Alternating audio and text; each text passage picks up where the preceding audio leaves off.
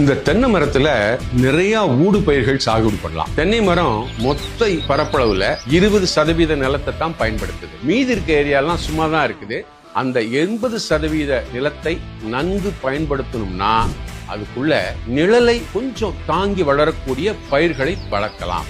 அப்படி நிழல்களை தாங்கி வளரக்கூடிய பயிர்கள் நிறைய இருக்கு. பழப்பயிர்கள் இருக்கு, கீரைகள் இருக்கு, கிழங்கு பயிர்கள் இருக்கு, இந்த மாதிரி நிறைய பயிர்கள் இருக்கு. இந்த மாதிரி உணவு காடுகள்ல எல்லா பயிர்களையும் வளர்க்கும் போது ஒரு பயிர் இன்னொரு பயிருக்கு உதவியாக இருக்கும். விஞ்ஞான பூர்வமா என்ன சொல்றாங்கன்னா, தென்னை மரம் இரவு நேரத்தில் நீரை எடுத்து மேல் பகுதியில கொண்டு வந்து விட்டுரும். அந்த மேல் பகுதியில் இருக்கக்கூடிய பயிர்கள் அந்த நீரை எடுத்து கூண்டுறாங்க. ஆக ஒன்றோடு ஒன்று சேர்ந்து வாழ்ந்து ஒன்றுக்கு இன்னொன்று உதவுவது அப்படிங்கிறது ஒரு பெரிய அறியப்படாத விஞ்ஞானம்.